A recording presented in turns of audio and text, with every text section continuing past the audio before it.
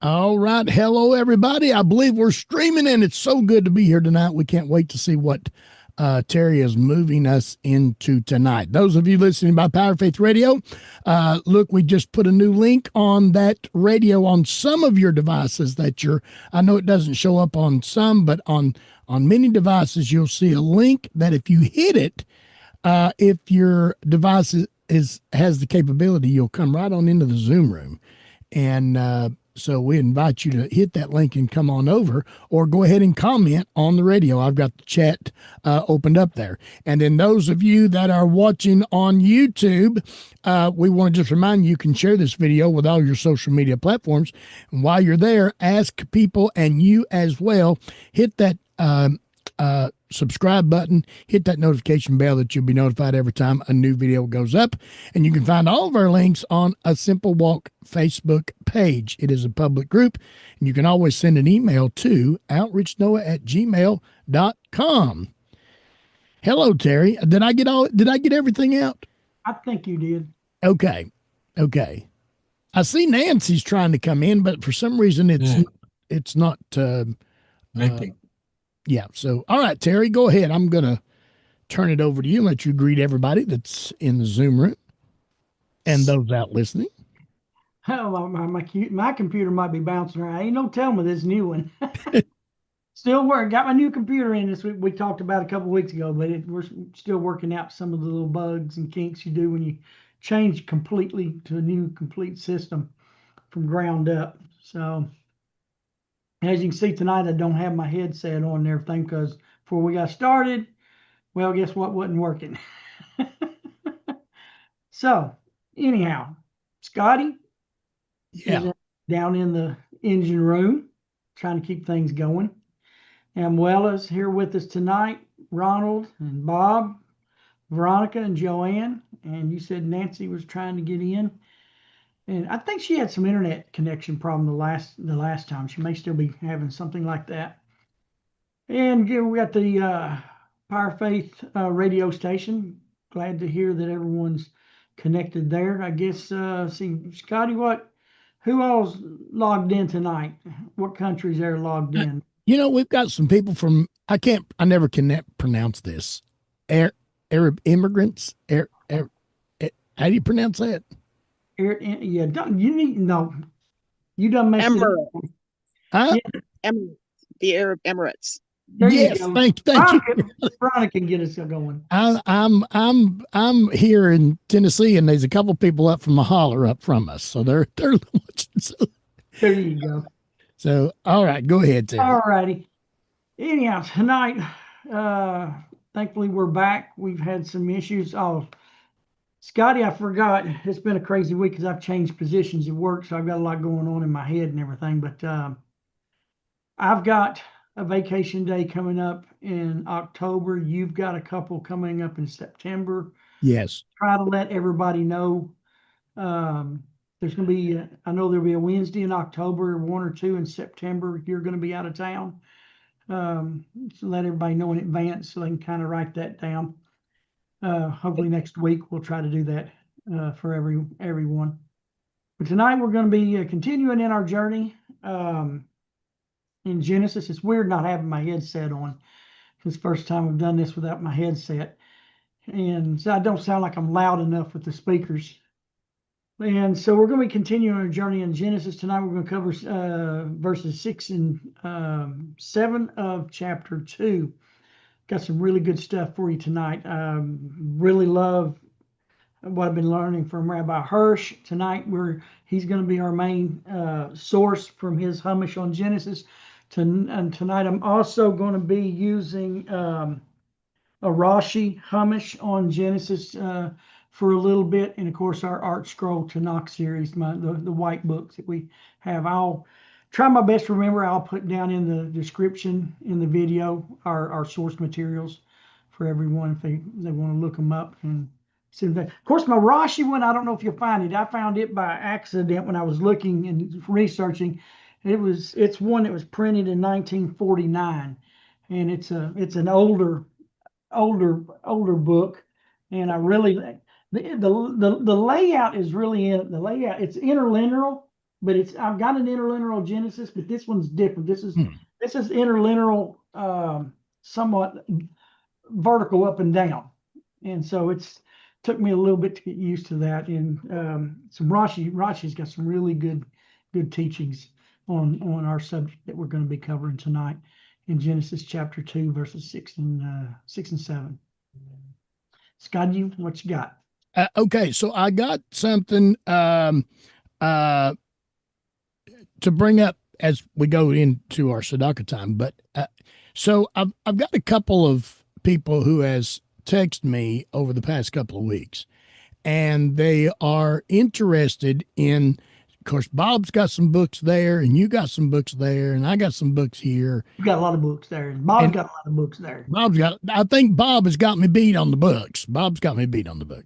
But and what they want to know is, there's so many different ones out there, and of course, we're not going to cover it tonight. I just told them what we would do as an upcoming class. We would just discuss which one individually we use most as we study, and then which ones we might recommend, and also websites recommend to get information from. So I've got to update it. I've got a few new books I haven't updated in a while, but on my blog site, Moonatrek.com, I have a page that has a list of materials and books that we've read, we've studied, that we recommend. That's on there. It's at Moonatrek.com. If you want to go there, it'll have a list. But I mean, it's just a list of books. It's not going to be any explanations or anything to them. And I know, Scotty, we want to talk about the ones that we use and why we use them and things like that. Yeah. And not only did they want to know what we use, they want to know why we use them. So, I want that to answer that question in a preliminary way.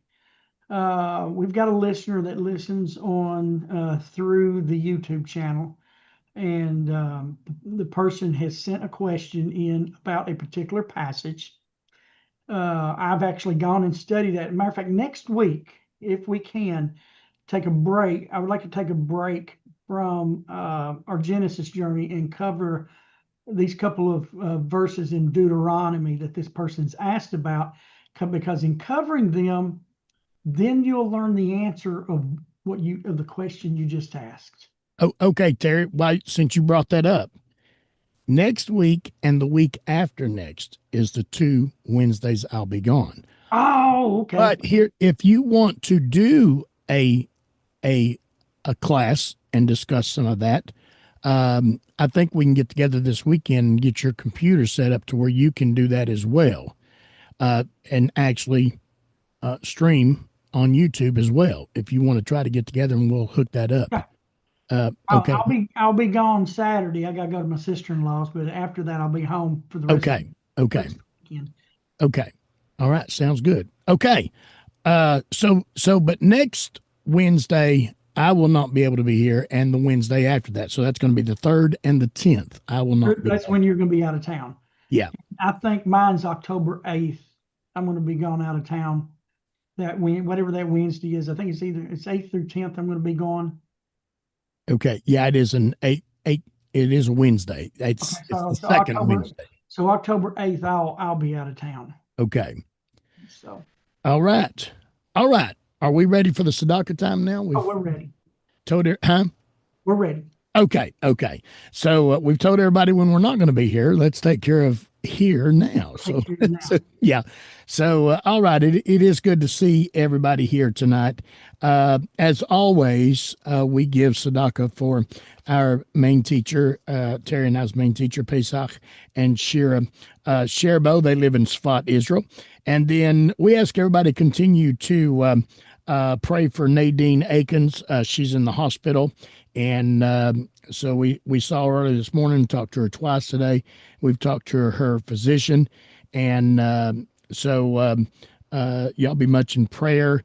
And we're giving tzedakah for her tonight. Also, Joanna Flynn Wakehuff is in her Zoom room tonight, and we're giving tzedakah for her. She's having some she had her knee replaced, and then she's going back in for another knee replacement if she can get her whatever that half a point is. Sorry, Joanne, I done forgot what it's called. So Joanne, I was talking to the doctor of while we're in this subject of doctors, and they're talking. I was talking to Nadine Danielle. I call her Danielle's doctor this morning. I'm on her what they call medical it? authority. Medical authority. Yeah, and so the doctor was talking to us and telling us what they're going to try to do, what they're trying to attack this with, and she was throwing out all these big terms, and I looked at Danielle, and Danielle looked at me, and we looked both of us looked back at her at the same time and says, "We obviously didn't go to the same school you went to." So the doctor pulled up a chair and said, "Okay, let's explain it this way." And I said, "I got that." So anyway, so Joanna is going in for knee surgery next month, and so hopefully she gets her chemicals all right, and they'll get that knee replaced, and she will be running and dancing and all that good stuff. So is that okay, Joanne, if we pray that you'll be running and dancing? Yeah, I'll be a bionic woman, a double bionic. Yeah, I can hear the music as you I guess after that you could really throw down an Appalachian Square dance after that. Oh yeah. Well, I always wanted to hike the AT Trail, Appalachian Trail. Oh yeah. This is my chance. Yeah. Just make sure you take some WD-40 to squirt on those. So okay. All right. Let me get back into this. I'm glad Joanna's going to be good after this. Also, Warwick Marshall. We've got Warwick Marshall on our Tzedakah list. And Janice Brandon. We have Janice Brandon on our Tzedakah list tonight. And then also Ronald Dickman. Ronald, I'm keeping you on the Tzedakah list for a while. I know you have the ups and downs just like all of us, but I'm keeping you on there. So how are you doing, matter of fact? Not too bad. I had a phone appointment with the surgery team yesterday afternoon, and the new medication's helping predominantly well, but we've upped the dosage. We've doubled the dosage, once in the morning now and once at night instead of a night. And we'll take it from there over the next couple of weeks and see if there's more improvement. Okay. Also, we've got on the list your sister, Diane. Yes, we've got her on our Tzedakah list. And Jeremy Kibbe. Jeremy contacted me this week, and he's looking for an upbeat in finances. And then also, Jeremy is looking for someone to officiate a Noahide ceremony, marriage ceremony. So if y'all know somebody in Michigan, maybe you reach out to or be able to fix him up on that. Just maybe get with Terry or I, or even whoever in the Zoom room here, and we can hook you up with Jeremy Kibbe. So let's remember that. Also, Tina Lyons is on our Tzedakah list tonight, and Terry Orr is on our Tzedakah list tonight. Terry Orr is he fell during the night, and the power was off, and so he's in the hospital right now. So let's remember Terry Orr. And then also somebody always sends in $1 for Amuela Asher. That's your dollar going into the charity box, Amuela. And they also send in one for Veronica Port. And while we're talking about Veronica is going through some medical chemical things she has to get fixed up in her body. So we're giving that twofold tzedakah right here. And then also Thomas Schaus. I'm not sure where Thomas is at tonight, but we're giving tzedakah for him. And then also Debbie Roberts. We're giving tzedakah for Debbie Roberts tonight. And then also, actually the anniversary was last week, and of his birthday, and I'm giving tzedakah tonight for a great gentleman. He taught me a lot, and he's not in this walk of life anymore. Richard Helton. Y'all remember Richard Helton, and it was his birthday last week, and so we're giving blessed memory tzedakah for Richard Helton. So we want you to especially remember our blessed memory and give tzedakah the rest of this week, every chance you get, for the merit of Richard Helton. Is he a relative? No, he's not. No, I wasn't sure. I knew one of them wasn't a relative, and I could never remember which one isn't, just the name. But we claimed each other as relatives the minute we met on online, and then had the privilege of meeting him twice, and so it was, so. I remember right, he was a retired engineer, wasn't he? Yes. And Richard, he was something else.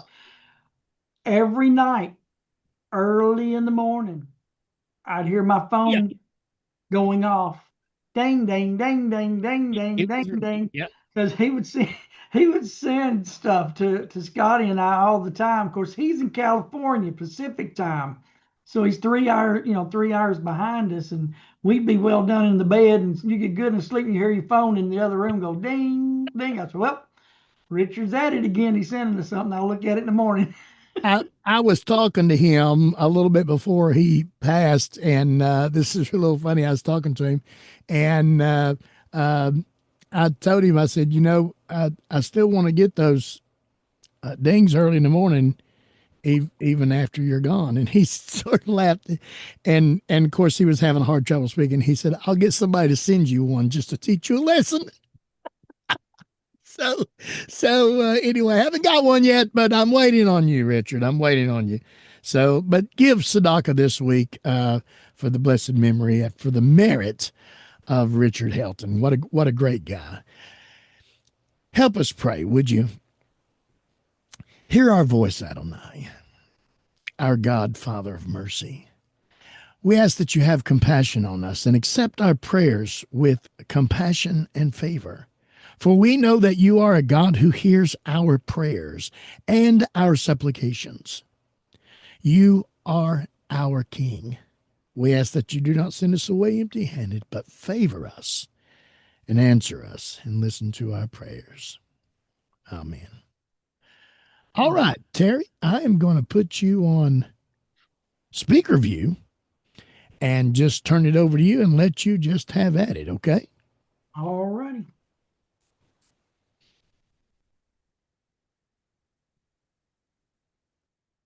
Okay, tonight, like I said, we're going to be going back into Genesis chapter 2. We'll start with verse 6. I'm going to read this first part for verse 6 from the new Rashi book that I've got, because other sages explains it the same, in a similar manner, but I just like how he puts it in his own words. But when we get to looking at his explanation of verse 6, and we'll primarily at this time look at verse 6, where it says, but there went up a mist from the earth and watered the whole face of the ground. He goes on in explaining, he says, in the connection with the creation of man, the Creator caused the deep to rise and the clouds to water and to soak the earth. Remember that this is not rain. As we learned in verse 5, it hasn't rained yet. And this is not the rain that was to come yet, because man was not there to toil the soil. But you see, he goes, but the Creator caused the deep to rise and the clouds to water and soak the earth. And Adam was created. And I really love this I guess an analogy or word picture, because if you've ever been in the kitchen with your mom and your wife and they're doing some baking, you'll understand what Rashi is saying here. It says, like the baker who puts water in the dough, then kneads the dough. So here, and he, the Creator, watered, and then he formed. He watered and then he formed. The mist came up and made the water or the ground moist, like a little water on the dough when you're fixing to make bread, so you can form it, you can fashion it, you can work it. And I really love how he brought that out. And so I was reading that again this morning before I went to work, and it was just I was just meditating on that point of God, and the earth brought this mist, and it misted, and the Creator watered, and then he formed. And I don't know, it just hit me this morning. There are some belief systems out there that they do believe in God, but they don't believe he's active in our everyday life. And yet here in this passage that we're looking at tonight in 6 and 7, he watered the ground and then he formed. He got personal. I saw that this morning. He got personal. He gets personal in two ways, because we're going to see in verse 7 where it says, then God formed man of the dust of the ground, and he breathed into his nostrils the breath of life, and man became a living personality. So here he sprinkles the water, works the dirt, and we're going to see something interesting from another Torah teacher as well. But in this passage, he gets personal. He did not get this personal with any other part of the creation. He spoke things into being. He told the earth to bring the animals, and the sea to bring the fish and the fowl, and things like that. But he did not get personal. He formed man, then he got right in his face, this lifeless face. He got personal. That was the message I got this morning before I went to work. Was we've got a personal God. That he was personal from the beginning, and he's never stopped. Why would he would have gotten that personal in making us and then back off and leave us alone? Doesn't make sense. When he could, if he didn't want to be active and personal in our individual lives, then he could have created us like the animals. He could have told the earth, bring them forth, and the earth would have gave us our life, our soul, and everything, but he didn't. He worked the earth himself, then he breathed the soul from himself into us to make us completely different from anything else in creation, be it from the angelic world down to the microbial world on the earth. Everything else living, everything else existing is nothing like what man is. We're the only part of creation he got personal enough that he gave us part of himself. And that's what we're getting here in these two passages. In verse 7, Rabbi Hirsch continues on. I'm gonna go here, and he says this verse, and this is a very well known, being taught across many of the sages and the Torah teachers of Israel, that this verse contains the whole secret of man's essence. Where it says that he formed, that Hashem Elohim formed man. We're going to be looking at this because the word, again, we don't get the message here in the English translation. We wouldn't get it in any translation other than the straight Hebrew, because we have another place here in the Torah where God alters the spelling of a word on purpose. And we've already seen that in several places as we've come just this little bit of time in Genesis. But it says, our whole awareness of man's dignity and calling is based on the facts that is revealed here. Many teachers of the Torah have found it odd, according to this verse, that the whole dignity of man lies in becoming a nefesh chai, a living being, or a living soul, because nefesh is soul. A characteristic that every living thing, down to the smallest insect, shares with man. Even when we go back where it says, when God created told the earth to bring forth the animals, the word there is the same word here, nefesh chai. But there's something different between them. They got the nefesh chai from the earth. We get our nefesh chai from the Creator. But he goes on and says here, it says, however, the essential point of the verse is not found in the word nefesh chai, but it is found in the sentence, thus man became a nefesh chai, a living soul. Not the mere fact that he became a living person, but the manner in which he became. See, again, the earth produced the body and the soul of the animals. But the way man becomes a living soul, that is the whole distinction of man, and that is what distinguishes him from all other living creatures. The way man became the living soul was through the Creator breathing into his face, into his countenance, into his nostrils.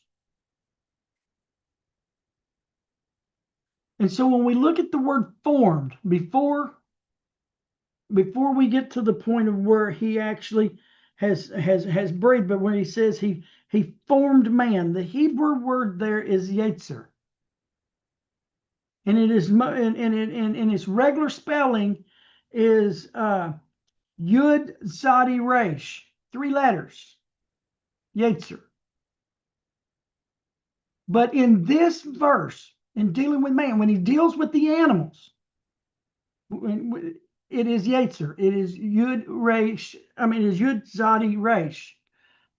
But in dealing with man, when the Creator had Moses write this down, in the word Yetzer, it has 2 Yud. One is sounded, yay, and the other one's silent. But it's there. And so there are 2 Yud in the word Yetzer, or form, when it comes to the human being, comes to the man or Adam. And I'll come over here to Rashi again, because I really liked how he put that. He says, there are 2 acts of creation. There are 2 acts of creation contained within the letter Yud. It is written twice. 2 acts of creation. A creation for this world and a creation at the time of the resurrection. That's one.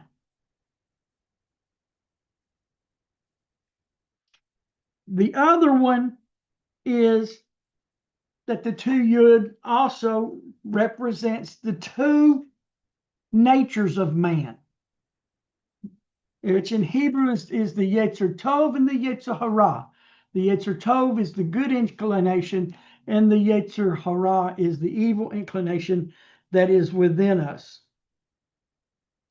In my Artscroll, it quotes Rashi again, notes that the word formed is spelled here in reference to the creation of man, the 2 Yud, describing the creation of animals, which contains only the 1.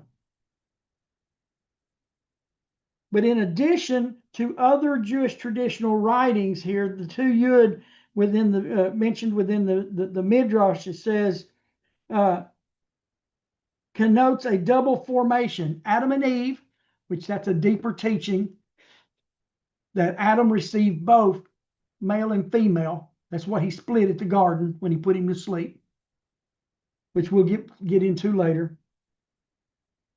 And also with the nature of both celestial beings, of earthly creatures, the good and the evil inclinations, as we've spoken here. So here in the word formed, so we have 2 natures, the good and the evil. Also representing the two lives we have, this life and the life after, in the resurrection, is what some of the sages teaches. So we have God getting personal when he formed man, and he gave him the two, and the two natures. Without the two natures, we don't have free will. If we only had the good inclination, we could only do good. There would be no wrong. And therefore, there would be no free will to make any choice to choose. If we only had the evil inclination, we could never choose right. We could only choose wrong. So we are giving the both so that we can make choices and decisions. That's why we are judged on our actions and what we've done. And we see that replete throughout the Psalms and throughout the Torah and throughout the prophets. Matter of fact, Ezekiel 18 talks explicitly about that when the wicked man stops doing that which was evil, and returns back to the Creator, then God doesn't remember his evil anymore, because what he does, he begins to operate in a life of righteousness. And that's in Ezekiel 18. We see a clear picture of the two inclinations being discussed there, of the evil and the evil and the good, doing what is good and doing what is right. So again, we don't get this in the English or any other language, because it takes the Hebrew to understand the word Yetzer here. That is, God had an extra yud, told Moses write with an extra yud, because when man was formed, he was given two natures that none of his rest of his creation had. Then we go down where it says, it says, and he formed him from the dust of the ground. The word there is afar, which Ronald and I and another gentleman got in a really good discussion on that a few weeks back. More than what we could get into here, because there's a lot to this word as well. Because far denotes the outer surface of the earth's body, the loose earth. Afar is tied to the earth forever. Even the thinnest dust of loose soil always returns to the earth. And Rashi made an interesting note here about the dust that I found very interesting this morning. He says, Rashi says here in his teaching on this, and he says, he gathered his dust from the entire earth. From the entire earth, the four corners. So that in whatever place man would die, the earth would receive him in burial. So in what Rashi's teaching here, when he made him from the dust of the earth, Rashi also includes that we are made from the earth, the dust of the earth, from all over. So no matter where the dust that we're made out of, it will return to where it came from. I thought that was an interesting a thought that I read this morning on that he gathered up from the four corners of the earth the dust and made man, and plus then man is also, and I've studied some other teachings in the past where wherever man settles in the earth, God grants the people the ability to live in that place. You have people that live up north in the Antarctic, and they can live there. You've got people, that live in the desert, and they can live there. Their bodies can handle that. We have examples of that here in the United States. We here in the Southeast, in Tennessee, when it gets 50 degrees, we're like, oh yeah, man, this is good. We're like, oh, In Florida, they're putting on coats that we wear in February at 50 degrees. So they made them where they can live like that down there. But they, when they come here, vice versa, we go down there and it's hot. It's a different kind of heat. And so I find it interesting that Rashi says that God gathers from the dust of the earth the four corners, so that wherever man's dust returns to, the earth will receive it. And then it coincides with the sages saying that wherever man settles, God gives those people the ability to live in those climates, eating those kinds of foods, doing whatever it takes to live there. They're given that because that's where their dust comes from. And when they return to the earth, that's part of being created. My mind just goes out there when I read these things, and I'm thinking about them and the different studies that I've been in, and it all starts coming together, and you can see the truth of the Hebrew teachers that we've had throughout the centuries. And Terry, when you get a minute, can I throw something in here? Go ahead, Scotty. Okay. So, being a gardener when I was young, helping my grandparents raise a garden. And I remember as I got older and got interested in it and in different things like aquaponics and hydroponics and all that kind of stuff. I read this article a few years back that, and so this some people's going to say, "Oh, I don't believe that," but a tomato grown here, where I live, and a tomato grown across the United States in California are made up of different elements. Even though they look like a tomato, the tomato out there grows and people out there can eat it, and it helps them.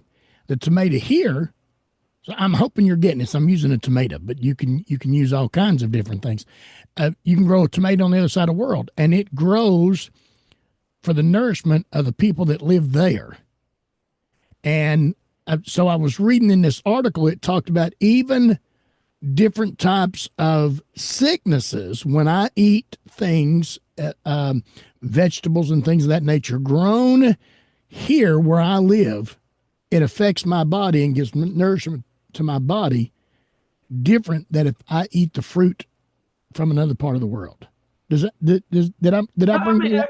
It makes sense. It's like you hear a lot of people, especially beekeepers, local honey. Local honey. Why do you want local honey?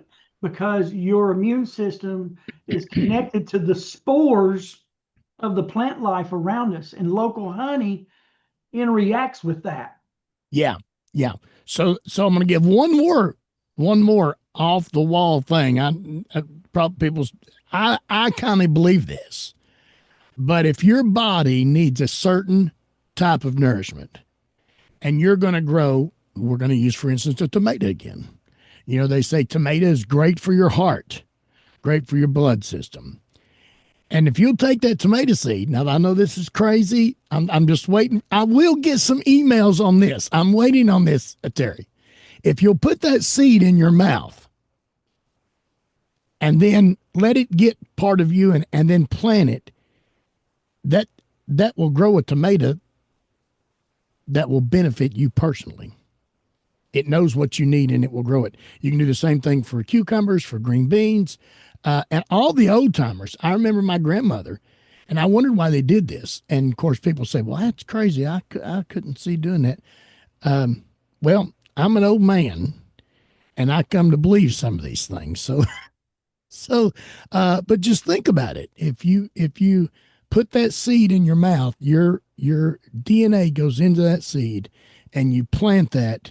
And it will grow. If you're lacking certain things, it will grow what you need to fit that. Okay, that's do. If you look at what Rashi is saying, that man gathers the dust, that God gathered the dust from the four corners, so that wherever man would live, the earth would receive him. Yeah. And so that kind of goes with that. Now that you're telling a story, I'm going to have to tell a story. Okay, go ahead. That's in line with this, with the dust of the earth. Okay. I'm going to put you back on spin. And I hadn't thought about this morning. You brought up the thought in my mind, and now we're talking about this in conjunction with the greater knowledge of the Hebrew Torah here through the sages of Israel. For a period of time, I worked in water treatment, putting systems on wells and small public water systems. Personal water systems, water softeners, UV light systems, chlorination systems to take out mud and sulfur and things like that. Because we still have a lot of wells in this area, and we covered a 100-mile radius of where we were at. We'd go tons of wells in North Georgia that we had equipment on, and back in the woods, churches, we had special filtration system on because they had springs, and because of that, the state government says that's a public water source and it's coming from a spring. They had to have water systems put on that water to treat it and remove bacteria. Well, we had a customer that Sonny, who my boss was, had put a system in their home years ago, and learning about water treatment is really interesting because you have to study also aquifers that's down in the ground. And aquifers, you can have walls collapse in an underground aquifer and change the water chemistry. Let's say you got a well, and all of a sudden it's producing sulfur, or it's something, or even copper. Some of them in this area, we have a lot of copper because we're not too far from Copper Hill, where they mined copper for a long time. So we have a lot of copper in our ground here in our area. And you can have a wall in an aquifer collapse and combine two aquifers and change the water chemistry. Well, there was this family that had one of our systems. Well, they had a daughter, little girl, that started getting sick, losing her hair. Was very just deathly sick. They took her to the hospital. They ran every test in the world on her. And for cancer, leukemias, anything like that causes your hair, poisons. They were looking because of copper. And they lived out in the county area toward Polk County, where a lot of the copper is mined at. They thought, well, maybe she's got copper poisoning. And there was a collapse in the system underground. So they started testing it. So they called us to come test the water, to test for high contents of copper. We get out there and we test it. There was nothing. Water was clean. Nothing had changed in their well system. So the doctors had to start looking elsewhere. And so they started looking at their environment in their home, and come to find out, they were clean freaks. They wouldn't let their daughter play outside and get dirty. They kept her hands washed, sanitized, all of her clothes cleaned, everything mopped, everything sterile. She lived in a sterile environment, and yet she was dying. And the doctor, you know what the doctor told the family? Take her home and let her go outside barefoot, butt naked, and play in the dirt. There are microorganisms in her body that they had killed through all their sterilization that you can only get through dirt. So they started letting her go outside and play, get dirty like a kid. And guess what? Her hair grew back and she got better because she was connecting to the dirt and where she lived. But because she was separated from the dirt, the dust of the ground, she was getting sick and dying. So now, isn't that interesting? Here we're created from the dust of the ground. And if you live in such an environment that you separate yourself from the dust of the ground, you could literally die because you're not getting in from the earth what God put there for your body. So what you said about that reminded me of that story of that little girl here, that she was dying because she was disconnected from the earth, from the dirt. So See what you get into when you start studying the Hebrew scriptures. It's fun. It's really fun. All right, I'm going to continue on here. Rashi goes on and says, the creator and the director of the world wished to bestow a favor upon and to elevate his world. Hence, he formed man from the dust of the ground, breathed into the countenance a breath of life, and thus man became a living personality.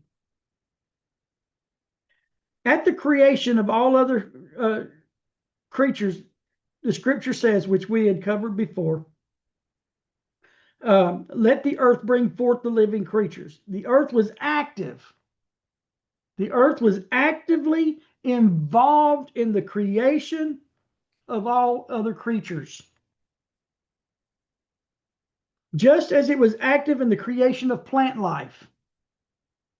And the earth brought forth life. The earth is a living organism. That's the only way I know how to put it. Life comes from life. And life, the earth produced life through plants and through animals and fishes and fowls. Just as it brought forth their body, the earth brought forth the living individual. But not so at the creation of man. The earth was not active. The earth was passive in his creation. Even in the creation of his body, the earth's activity for the creation of man ended before his creation. From the day that the earth was created, it watered itself continually to prepare the material, like the dough, for the noblest of all creatures. With this preparation of the finest material, the earth completed its whole task. The earth was only supplying the material. It wasn't being active in the creation part. It wasn't giving life to man. It was only providing the dough. The earth fashions the material for man's body, and this was its last noblest product. From then on, the earth was not active in the creation of man's body. For Hashem Elohim, remember what we talked about a few weeks back, when we had God's four-letter name that denotes the mercy of God and the compassion and the care of God, was brought into the equation, connected to his name of justice, Elohim, the one who created the laws and set forth the boundaries of the earth and everything. But it was Hashem Elohim, the Lord God, as it's written in English, formed man's body, and thus its dignity. The dignity of man comes from its creator, not from the earth. But even after his body was formed from the earth, he was still merely afar, dust.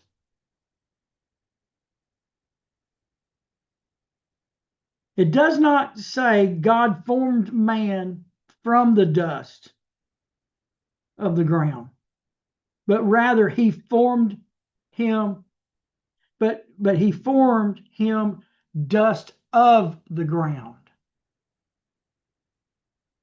Man originates from the earth only to the extent that he is afar, that he is dust. That he comes from the earth and like dust will return back to the earth. But man's life and his vital soul did not originate from the earth like the animals. The body was formed for man, lay lifeless like dirt. He was lifeless. And Hashem Elohim then breathed into his countenance the breath of life, and only thus did man become a living being. Like he brought out earlier. Not the mere fact that he became a living personality, but it was in the manner of how he became that living soul. For God breathed into him. It was the act of God breathing that brought the life. What is it that sets man apart from the animal? The living individuality of an animal depends on earthly matter.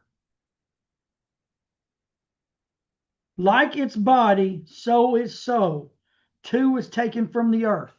An animal, when it passes away, its body and its soul returns to the earth. It returns to that which gave it. And we've always heard when man dies, his spirit will return to the one which gave it. Not so man.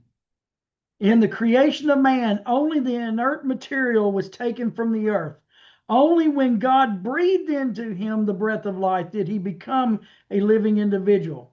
Herein lies the nobility and immortality of man. Herein lies the nobility and the immortality of man. And this is the whole source of his freedom. That which gives the animal its individuality emanates from the earth and must eventually return to the earth. Not so that which makes man a living personality. Man's preeminence over the animal is not only in his spirit, but also in his vitality. His vitality is linked not to his body, but to his spirit. When he receives a spirit, he received life, his soul adhering to the spirit. When the spirit departs from the body, the vitality soul is not buried with the remains like it is with the animal. Man's soul is bound up in his spirit and not in his body. This is why the physical survival and the health do not depend upon his body alone. Of the many dangers to the life of an animal, not all the dangers to man. The survival of man cannot be predicated with the same degree of accuracy as the survival of an animal. A man's spirit will sustain him, even if it appears that all hope is lost. For the spirit sustains life. Who can gauge the power of an unbroken spirit? Who can calculate how long it can keep the body alive? Thus, man is composed of two elements that are completely different from each other. One of these is taken from earth, but man does not belong to the earth. Rather, the earth, as its name, Adama, implies, has been given to man to rule. And we read that when he was told to take dominion over the earth. And I really love this right here. Man does not belong to the earth. Rather, the earth, or the Adama implied here, has been given to man to rule. You hear what's being said here? Man's body, which is afar, Hadama, dust of the earth, is subject to man's control. And Scott is, this week as we entered in, Monday was the first day of Elul, which is the Hebrew month. And this is the month that the next 30, 40 days, Israel is those that are walking in the covenant of God set at Sinai are preparing themselves for Yom Kippur, Rosh Hashanah and Yom Kippur. We don't prepare for Yom Kippur. That's for between Israel and God. But Rosh Hashanah is coming up here September 22nd. There's nothing we do on that day. We don't observe that day. It's a day that God gave Israel to do. But it is the day that all humanity passes before God and God judges every man, woman, and child. based upon their actions that they did last year. He sets forth what their income will be next year, their health will be next year, and a lot of action. So this is a month that we, those of us that have connected back to the God of Israel, we will take time during this month to do a personal inventory. We just had inventory at Capital Toyota 2 weekends ago. I spent almost 2 to 3 months counting every part that we have in Toyota and Lexus, because we own our owners own both the Toyota and Lexus stores here. And so in the parts department, I was doing pre-inventory.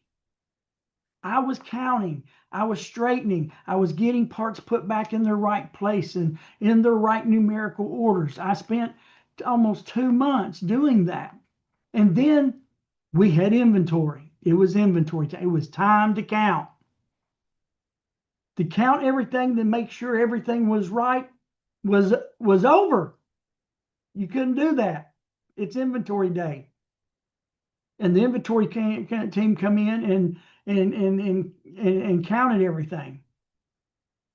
And so Elul is somewhat an inventory time that we take count of our lives and what we did over the last year, good and bad, what we can correct, and we talk with the Creator.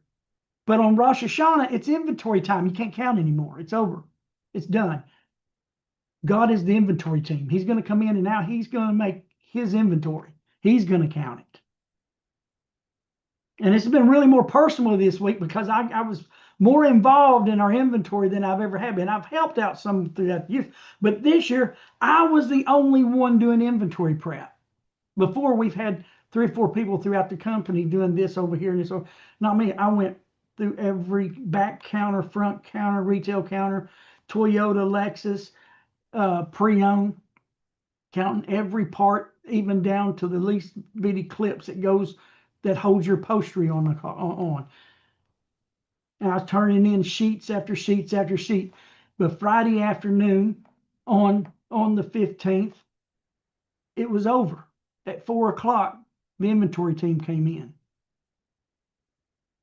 And they were there till 2 o'clock Saturday afternoon.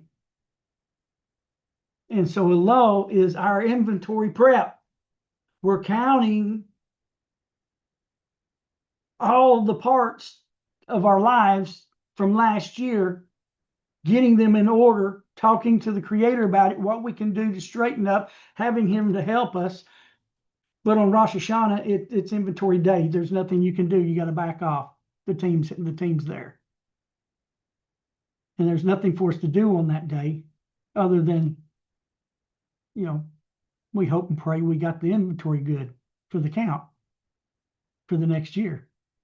For this year, it means a lot more to me. Most years, I just, I think about the things and I pray during this time. But this year, because I was more involved with our inventory, being the only one doing inventory prep, makes it a little bit more personal this year.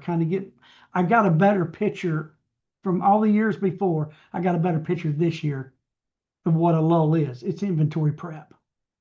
But Rosh Hashanah is inventory time. The team's going to come in. The Creator's going to come in. And what's beautiful is during this time, one of the traditions of Israel is in the month of Elul, they say that the king is in the field, meaning that while you're doing inventory prep, the king is there to help you do your counting and sorting and straightening things up. But on Rosh Hashanah for the world and Yom Kippur specifically for Israel, that's the inventory team is there. There's no more counting. There's no more straightening up, no more putting this in order. It's kind of what we say judgment day in a way. So I was thinking about that when I read this. Man's body, which is the Afar Hadama, the dust of the ground, is subject to our control. I wrote that down. I've been writing myself some notes. I'm doing some reading of the Psalms every morning. That's true. That one of our rabbis that we study under recommends reading 3 Psalms a day from, now you'll get 84 Psalms read. So as I've been reading them, I've been making notes in what I'm reading through the Psalms. It means for me this year. And that was the first thing I wrote down was from Rabbi Hirsch right here. Subdue the earth that is in me. Subdue the earth. My drives, my desires. I've got to learn to do self-control, learning to control the earth, the piece of the earth that God gave me. And so I wrote that down, and I wrote that down as my headline. So as I'm reading through the Psalms, that's my top thing, and I'm everything that kind of connects with that, I'm making myself note. Like in one of the Psalms, it says, "Offer sacrifices of righteousness and trust God." That's my first one underneath. Subdue the earth in me. My next line is offer sacrifices of righteousness and trust God.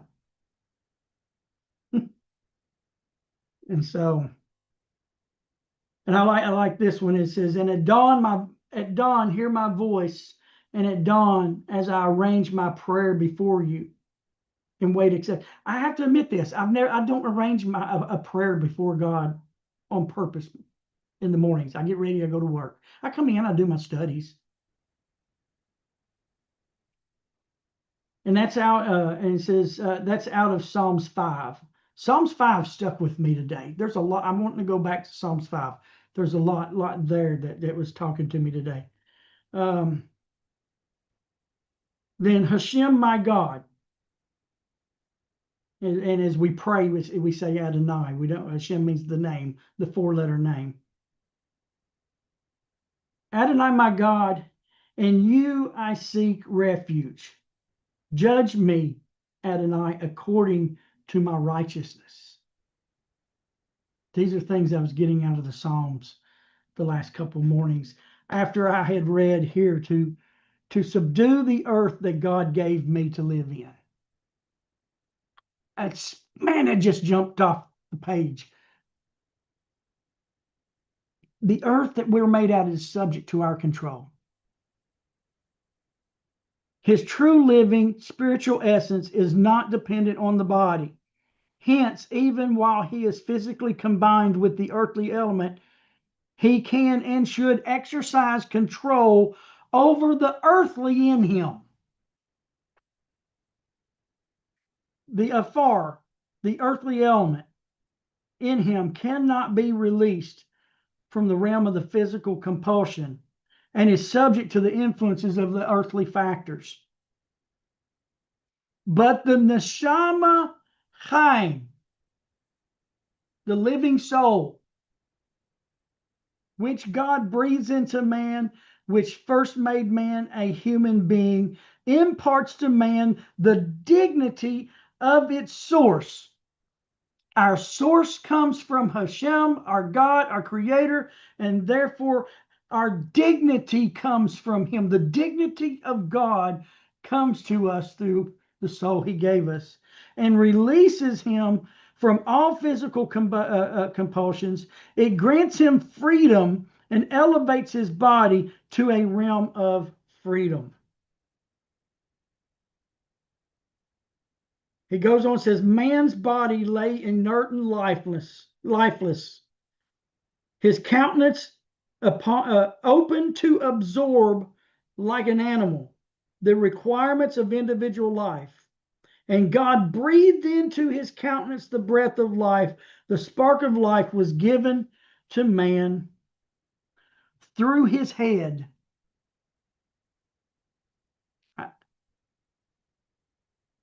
Into his countenance. Thus man was distinguished in his own outward appearance too from all the creatures of the world. He is, as a result, a complete contrast to the plant. A plant's existence depends on the earth. Its roots goes down in the earth. It has to draw its life from the earth. An animal's life depends on its heart, the center of its body. A man's life depends on his head. The crown His life depends on his spirit. Man looks upward. All of his power is from above. When he when he hopes, when he anticipates, and when he thinks, the spark of life was breathed into his countenance. The spark bears man and is what keeps him upright. With the disappearance of consciousness, he falls. When the consciousness is gone, the man falls back to the earth. And Rabbi Hirsch concludes here. He says, man, Adam, is akin to the word Adom, or the color red. He is not like a white ray of light. Rather, he is like a broken ray of light. He contains divine light and material energy. His primary place, his duty, is to carry out his godly moral tasks with his physical nature in this material world. The material world and man's physical nature do not derive from Satan, and they are not destined from Satan. That's the adversary. It's an archangel. He's not the devil of a religion. He's an archangel given duties. But we are not destined from him. That is an ill-conceived idea which was invented to deter mankind. Not so in the Torah that God gave Israel. Man, with both his inclinations, is the work of God's hands, for in man are joined the heavenly and the earthly, the eternal and the ephemeral. God created within us both natures. We have the heavenly and we have the earthly. We have the good and we have the bad. God created that with his own hands, but I mean, he doesn't have hands because he doesn't have a body, but we're using that as just an example. But he created man and he put all that inside of man on purpose, for a purpose.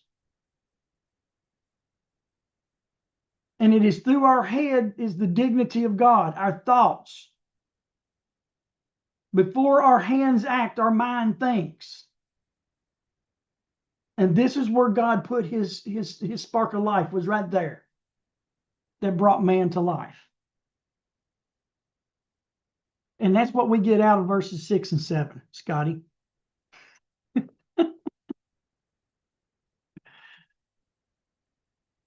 If you can't tell, I'm having a fun time going. I can tell. I can tell. There's a lot in those few verses. Yeah, I really enjoyed it. And here's the funny thing about it. What you're presenting is basically a baseline. We can go back to it again in another year and get more depth. It falls into that category we was talking about, the leaf. And if you just look at it and hold it in your hand, or as you continue to look at it through a magnifying glass or a microscope, or all those others, you just continue to see the realms of the Creator in our life. So yeah, I get into some of these passages and I look so forward to Wednesday night, because it's just like, oh man, I get to open the treasure box. All right. Good deal, Terry. So listen, I want to say, are you going to try to hold a class next Wednesday? I'm not going to be here, but I think we can get your computer fixed up between now and then, and we can just change the Zoom link. I mean, I could do that, but I feel like, with the radio station, you have to control that in, because you have the computer for it there, and they'll miss out. I mean, I know they could go back and listen to it, after we get it posted and everything, but I mean, that's just up to you. It doesn't matter to me. It's all up to you. And what does everybody want? I'm open to that. If they rather wait till we both can actually, be here and run things together, or we can try to just do a YouTube thing next week and post the YouTube. Let's. What's your radio guys saying over there? They're There's not. there's the ones that are going to be left out, but not us. Not Yeah. doing.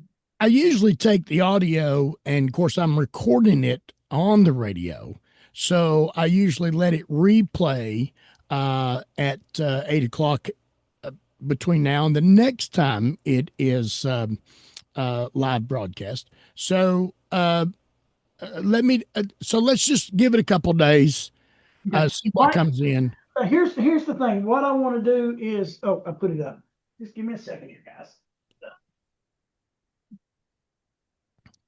We had a question come in through our YouTube chat, and I went and I looked this up, and it won't be really that long of a class kind of thing, but there's a couple of passages in Deuteronomy that was asked to be explained. And when you go through this and you go through what it means and everything, you'll understand why we learn from the rabbis and the Torah sages. That you'll get that answer through looking at these two verses. And that's what I was going to cover the next class. Take a little bit of break from our journey in Genesis and answer some questions, and stuff like we can do 1 or 2 weeks. I can like cover this 1 week, and I know you've probably got some other questions, and we could take a little, maybe a couple of weeks break when we do come to class to do some Q&A stuff. But I was wanting to do my next class in answering this question on Genesis or Deuteronomy 32. And I feel like it will answer some of the questions that you've been getting. Okay. Why we do what we do with those we learn from. Yeah. Okay. Sounds good. So, I mean, I can do that next week and you can replay it. It doesn't matter. Just straight on the YouTube. Let's let you and I get together this weekend, and let's make sure we can get your computer. I've already realized what's wrong with your board. The reason it's not connecting.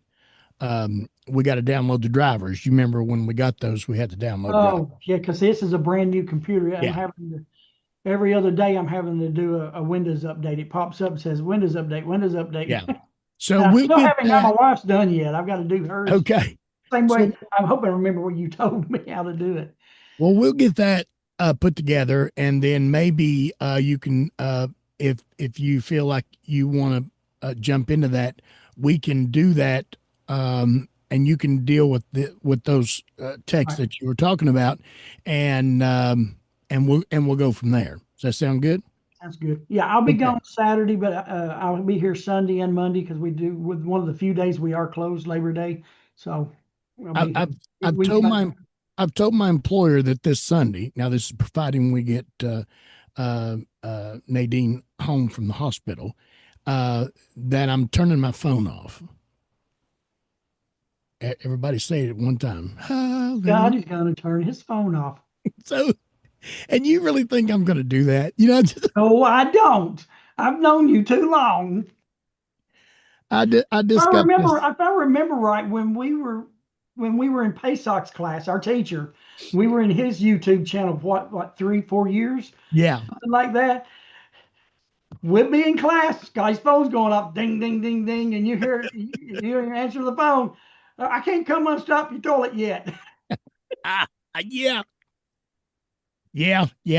There's never a dull moment in. So I know it was at least 8 years now. No, you'll never turn your phone off. Yeah. I've been working for this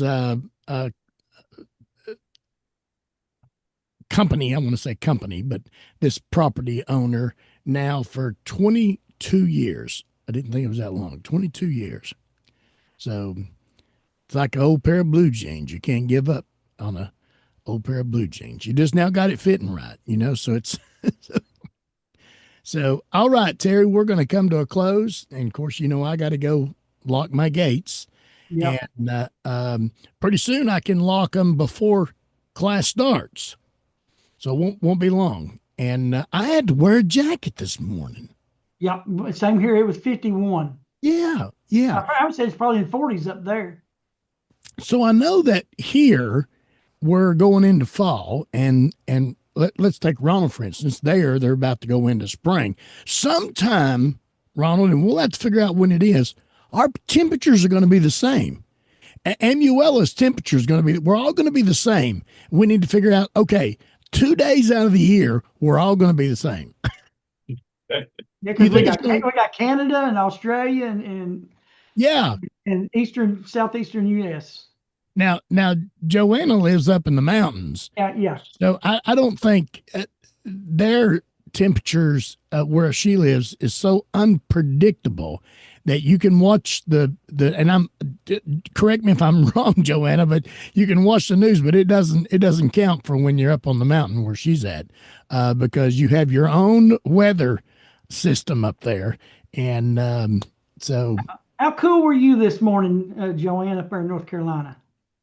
Oh goodness, it was probably in I really don't know for sure. It was here in the last week or so, we've headed down into the high 50s, low 60s in the morning, early in the morning, at night.